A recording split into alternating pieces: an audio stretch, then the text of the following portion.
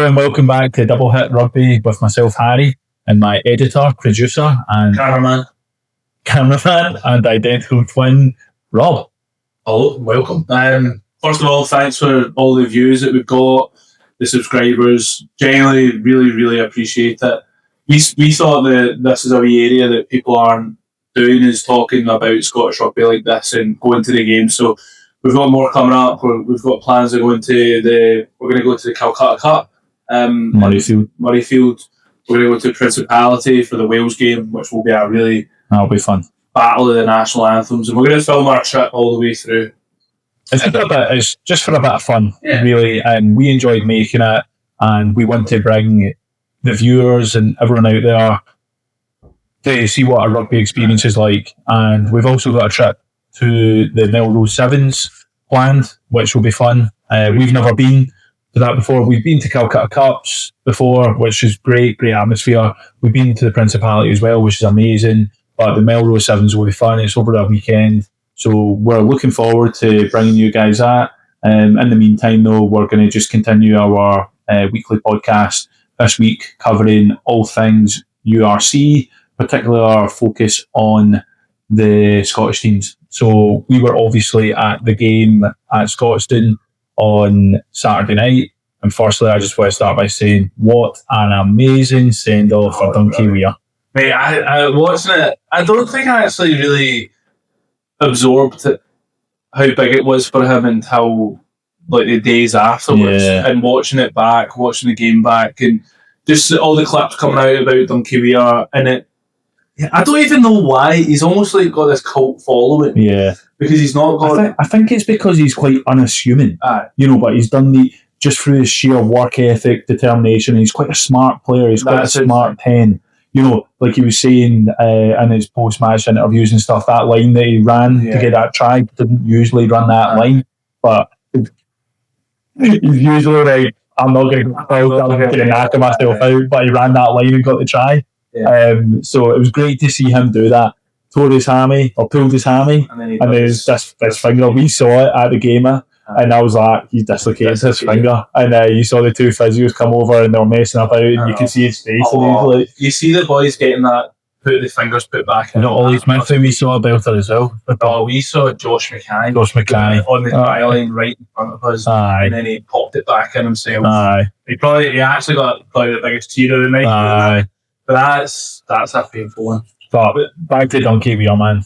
Kicked his goals, got a try, man of the match. Obviously given off of Goody and Ryan Wilson, but class, man. I think when I think of Duncan Weir, I just think of a smart operator. Like, he will always put out a good performance. He's not going to set the field alight, but he's going to put out a good performance. So, best Duncan Weir moment?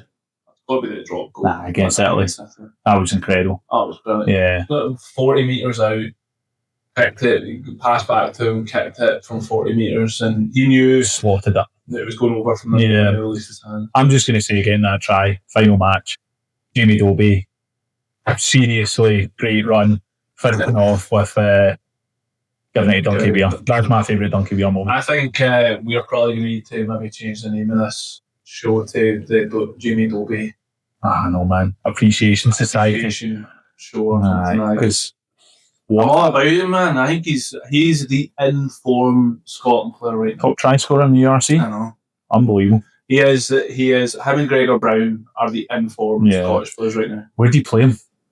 Just get him with it. I'm under the impression now he just needs to play on that pitch. Starting anywhere. If he's on the wing in front of Darcy, that's just what's got to happen, because you need him on the pitch. He is absolutely lightning right now.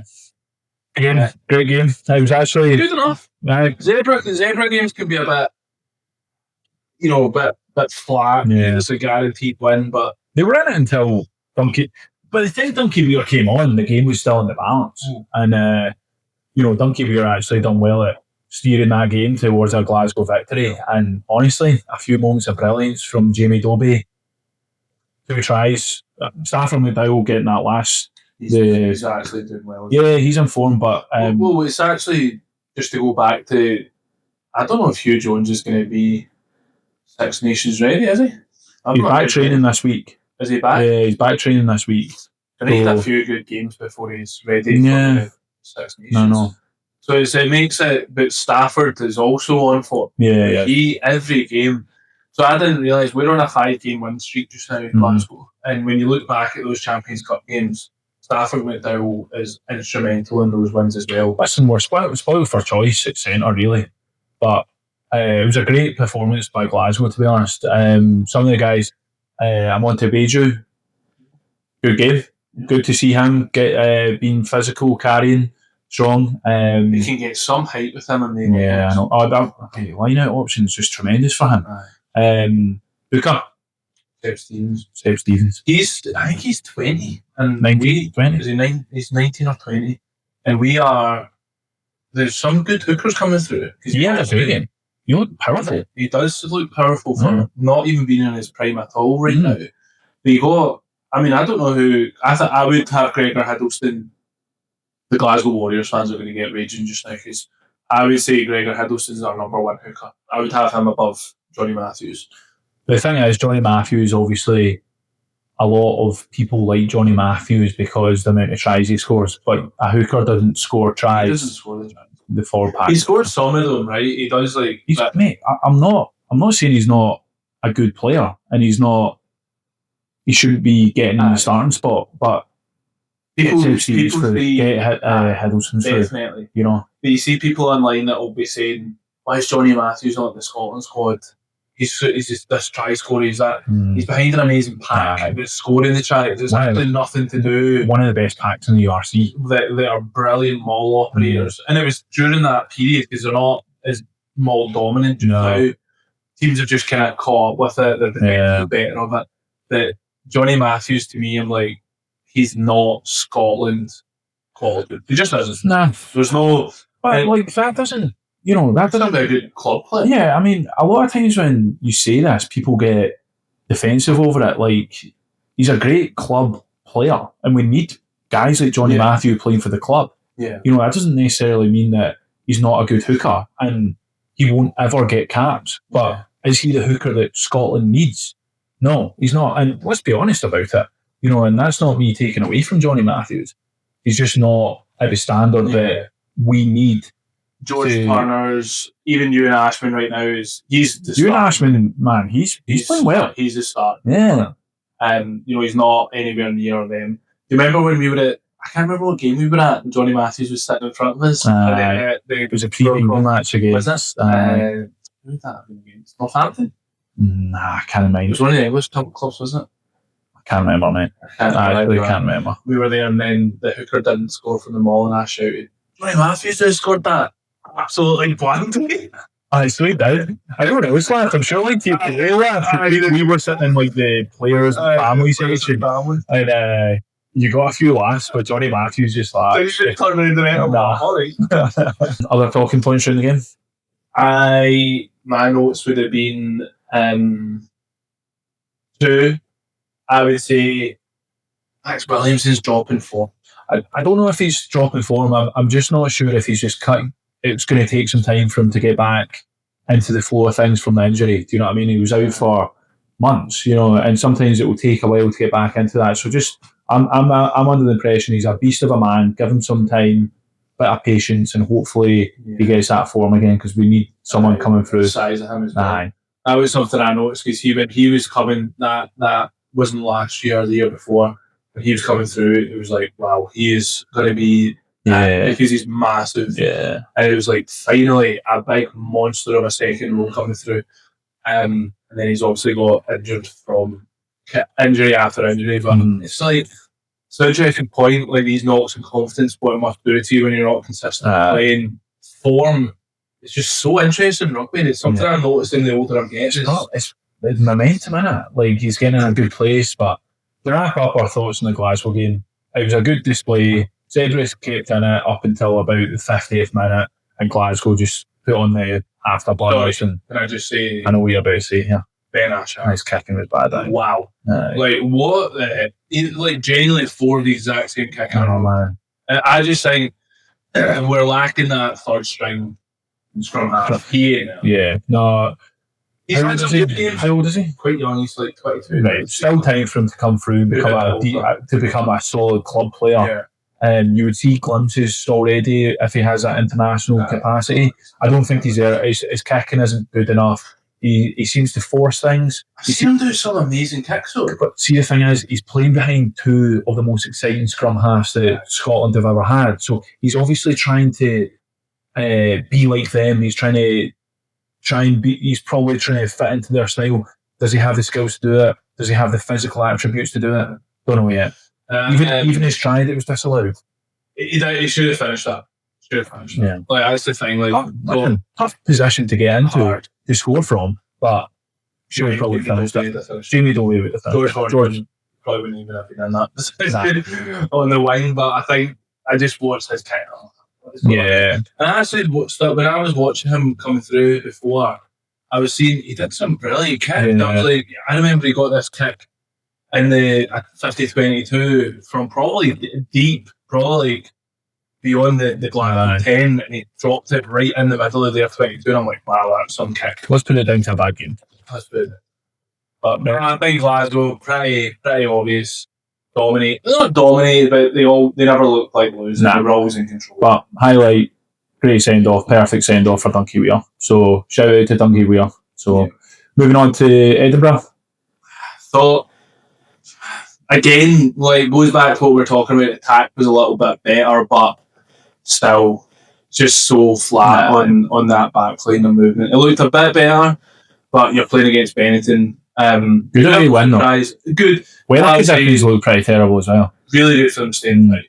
But for them to get that win, Benetton looked like they were coming back. You saw when Fekitoa scored that you thought, oh god, Edinburgh fans must be like, oh, here we go again. Bit of grit. They did show grit. Teeth, which is good for Edinburgh. I thought, talking about hookers, Harry Morris is looking like some physical specimen. I was speaking to someone who plays and has played in the Premiership and stuff like that, and has been playing with quite a few of the lads coming through. And the first thing he said was like the young lads that are coming through now are monsters.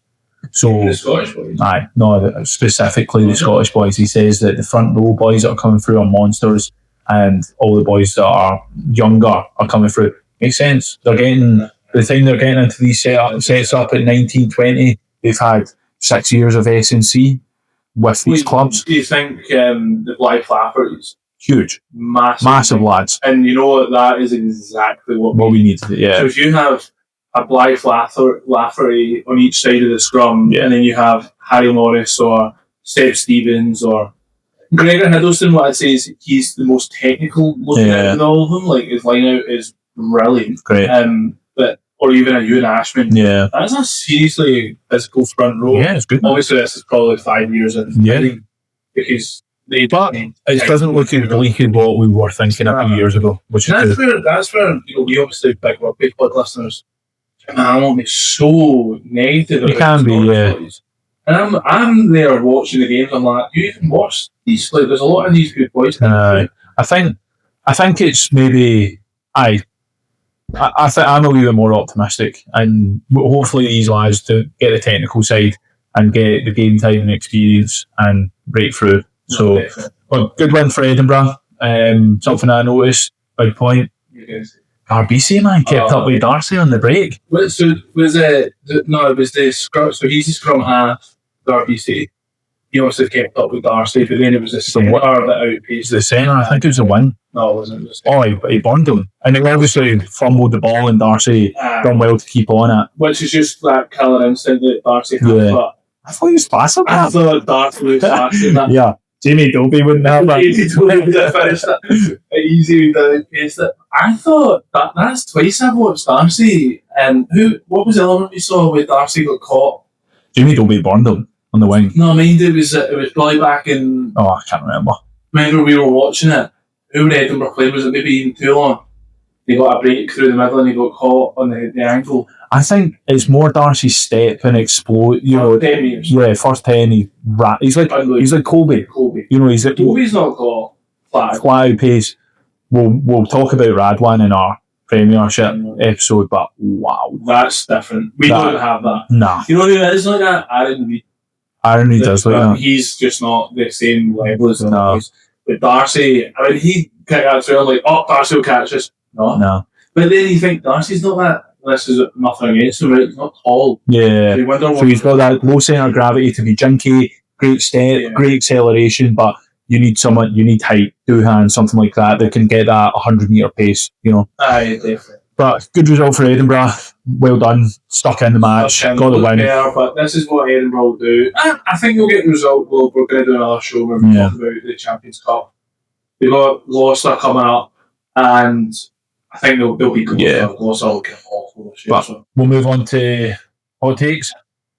So my hot take this week, Glasgow Warriors are going to make the semi-finals of the Champions Cup. I don't even know if that's that hot a take. I think we've never done it before. I think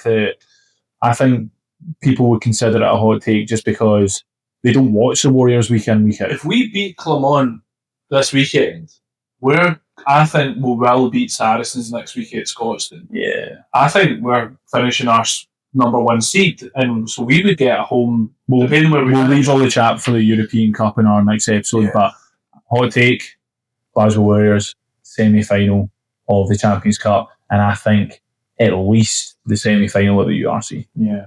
Oh, I think so. I think we'll do both semi-finals. Yeah. I think that's pretty decent. Nothing for me to argue with them. Any rants this week? My rant this week is I want the players to get more aggressive with each other when they fight. I think they should let me fight. I think I watched that YouTube video of a hockey game the other day, and it was like 10 on 5 on 5.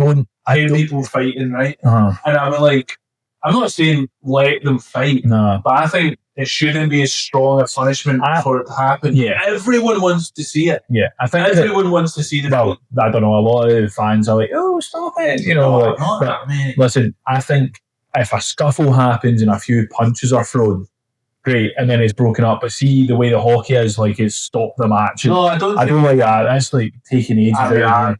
Like that. Oh, don't get me wrong. I would love to see Elizabeth have a fight with Itoji. You know what I mean? I'd love to see the two of them scrap, but it's just going to slow down the game even more. So if a scuffle happens and a few punches are thrown, sound. That's what people want to see. People love seeing that part of physicality. My thing is that my rant would be that they're way too harsh on it now. Like, you know, you think about the casuals that used to watch rugby back in the 80s. The reason they watched was Willie John McBride, the fighting they used to do, like the call in South Africa where they all just punched the other player, like the player closest to them. Like, that was brilliant stuff. And they never took the piss with it. It's a big part of like the amateur league as well. Huge, you know. And I think like my rant would be let them have something. Let them do a little bit of it. Don't punish them severely with it, because I'm saying that because Ellis Genge and Tom Curry, they're obviously friends, right? But you know, things like that are happening every week. These scuffles, you know, like, I have a few digs. I don't know. I would be up for that. I think they should let them. Well, we'll wrap up this episode here. Thank you very much for watching again. We will be back this week with a Champions Cup look ahead to the games coming up over the weekend and for the coming weeks. And like we said, we're going to get more content out. We've got away the games planned and more fan experiences planned, which I think are fun. I think as a fan, I would like to see it. So we're going to track on with them, at least get one a month, carry on with these pods, and like as we've always said, comment, subscribe, and let us know. Let's engage and let us know. Tell us if we're talking crap. Yeah. Honestly, I want to hear it. Please tell us if we're talking absolute rubbish. Well, that's what we want. We want to build like a community where people can engage with us. Yeah. No, thank you for watching if you've made it this far. And don't forget to like and subscribe. Cheers. Thank you.